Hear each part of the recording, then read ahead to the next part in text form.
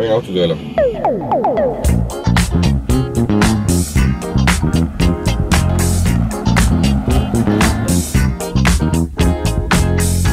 BMW iX40 täiselektriline, tuttuus, imeilus. See on niivõrd innovatiivne masin, et ei teagi, mis see automaailm tulevik toob meile siin. Et asi läheb ufoks ära, ütleme kohe niimoodi, aga see ei ole halb asi. Era il mio confronto, era statico e imbranato. Le ho sparato un bacio in bocca, uno di quelli che schiocca.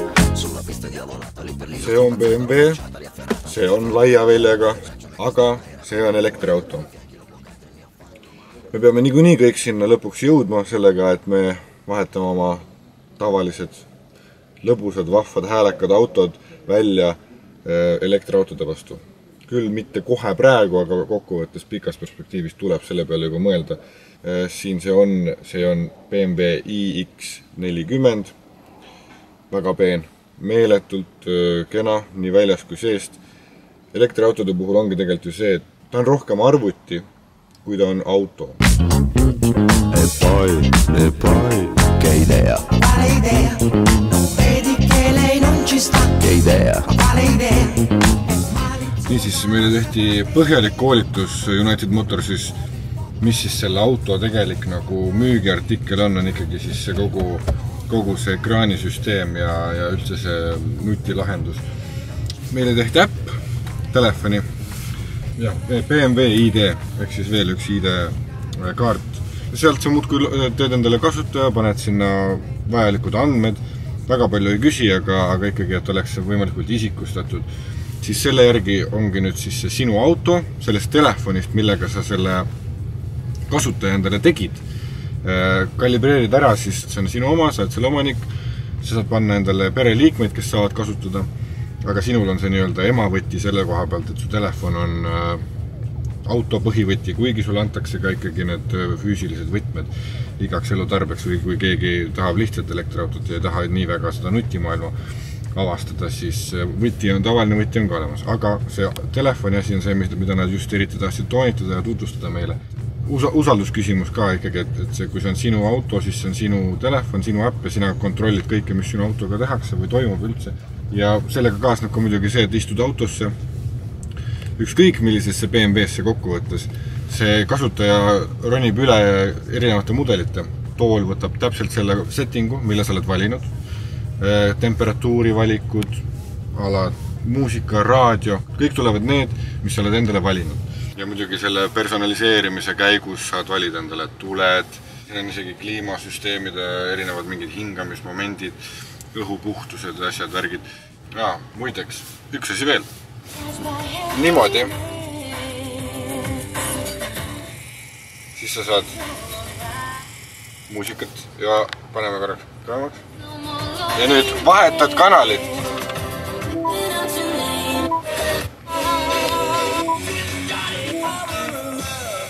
Kui keegi helistab ja sa ei taha seda kõne võtta, siis sa teed niimoodi. Ja kõne paneb kinni. Kui sa tahad, siis sa teed siia poole on ju. Seal on veel need käeliigutused ka, mida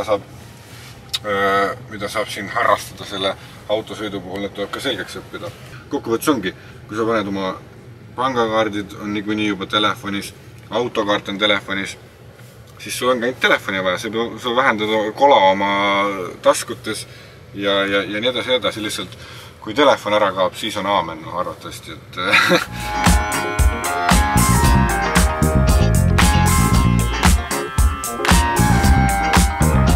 aga tõepoolest ühe asja puhul tuleb müts maha võtta elektriautode ees. Linnapildis sa tunned ennast nii-öelda võitmatuna. Sa saad süstida, söösta, kõigist saad võitu, kahtlemata. Sellepärast, et ta on lihtsalt nii äkiline. Sa oled ise vähegi otsustuskindel sõitja, siis see tuleb kindlasti kasuks. Pluss bussirajad, neid võib kasutada. Sest elektriauto puhul olgem ausad, ta läheb edasi ja vajadusel ta läheb ka natuke tagasi, et ta sõidab, sõitmine on sõitmine, elektrimootor, ta on väga kiire, kui ta kohalt ära läheb. Me ei saa rääkida siin mingisugustest meeletutest sõiduomadustest, mis puudutab kapoti alla nii-öelda. Ta lihtsalt sõidab edasi ja nii ongi, aga ülejäänud see kõik, mis sellega kaasas tuleb, et see meeletult kenad polsterdused, massaažiistmed, kõik nahksisu, kristallid istmete reguleerimisel keskkonsoolil, suur lai ekraan, uuenduslik rool, mis on, ma ei tea, tõesti väga mugav rool, ausalt öeldes. Ja mis on veel lahe, näiteks tagaistmel peatugede sees on kõlarid, ehk siis kui sa surud pea vastu oma peatuge, siis see annab sulle nagu mingi täieliku surround systemi või nagu sellise reaalselt kodukino kõlarite tunde. Ja see on nüüd siis see, millest me peame hakkama rääkima, kui me räägime elektriautodest ja nende hindamisest, sellepärast et kiire on ta niikuinii, sellepärast et elekter annab käskluse kohe edasi ratastele ja ta läheb ja ta ei tee käiguvahetusi ja ta on kiire. Aga nüüd me räägimegi ainult põhimõtteliselt sellest arvutist, milles sa sõidad. Kõik, mis puudutab disaini, meeletult kena. Vaatame autole ringi peale.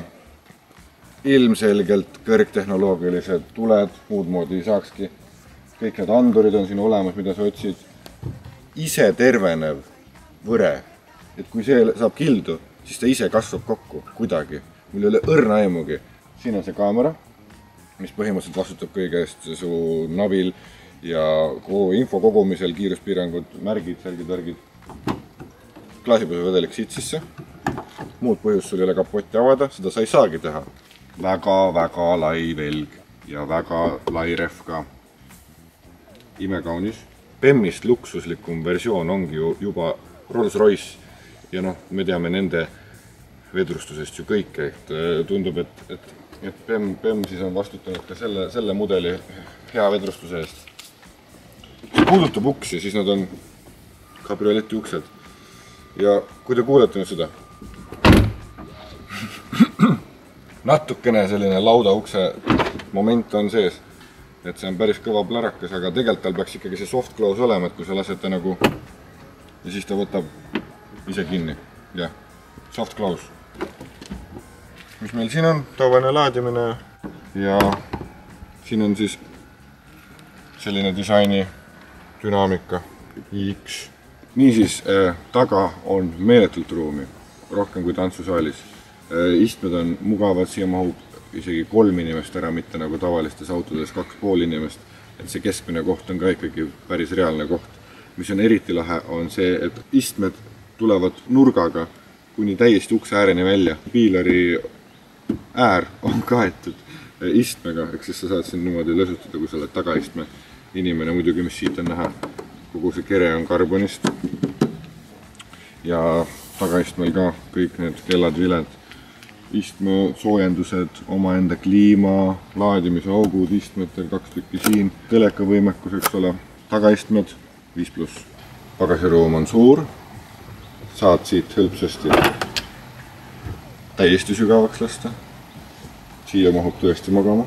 Mis on muidugi olemas, on ka, nagu te kohe võite näha, konks. Kuid mul selle konksuga on niisugune küsimus, et elektriautole konks. Paned veel siia käru taha, murutraktori, vead paati. Kuhu sa seda vead, eks ole, linna sees seda niikuinii ei vea. See tähendab, et seda peaksid sellega maale minema, aga kui sul on elektriauto ja sa paned talle veel midagi rasket taha, hakkad seda vedama, siis kui kaugele sa reaalselt jõuad sellega, kui su maakoht on kusagil kaugemal kui, ma ei tea, Loogarannas. Aga vähemalt hea, et on, kui on vaja. Ja nupuga mugav, ei pea midagi tegema. Che idea. Quale idea? Non vedi che lei non ci sta. Che idea. Quale idea? Attento lei lunga la sa. Igivana võitlus, mida me peame iga kord elektriautodega, on see, kuidas me räägime nendest sõiduulatustest. Sellepärast, et me ikkagi ei ole veel omadega seal elektriautoga, kus sa saaksid tegelikult võrrelda seda bensiiniautoga. See on ikkagi meeletu vaev selle laadimine. Et kui sul on mõnus kodulaadija, siis ilmselgelt see teeb natukene asja paremaks, aga ikkagi sul peab olema see võimekus, nii-öelda hädaolukorrad ja asjad, et bensiini sa leiad alati kusagilt või diisli. Ja palju sa selle eest saad, meil oli aku oli 100% peal eile hommikul ja näitas see 350 kilomeetrit, mis siis on Tartusse ja pidid Tartusse minema korraks.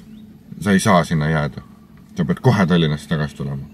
Sa unustasid mälupulga Kanada vanaonu testamendiga maha ja sa pidid selle viima notari juurde ja sa pead kohe tagasi sõitma. Ühesõnaga, siis sul on hambad põhimõtteliselt, sellepärast, et sa jääd sinna tikupoissi tagasi teel seisma ja lõppudeks sa ei vea välja, noh. Ja me ei räägi siin ainult sellest BMW-st. Meil on ju olnud ka tegelikult BMW grupi alt Mini Cooperi see elektriversioon.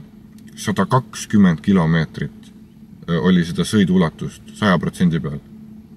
Et me ikkagi oleme veel kaugel sellest ideaalsest asjast. Tahaks ikkagi 1000 kilomeetrit saada sõita vähemalt elektrimootoriga.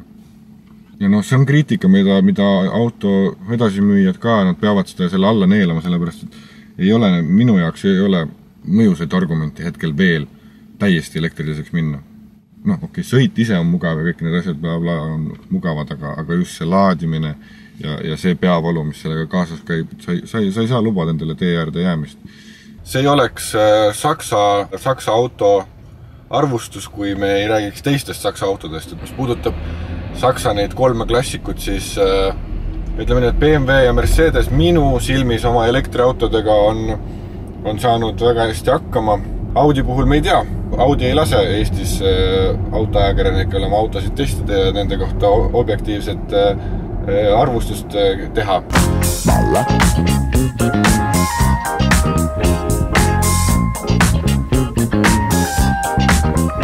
Kindlasti te küsite, mis see ilmaime siis kokku maksab.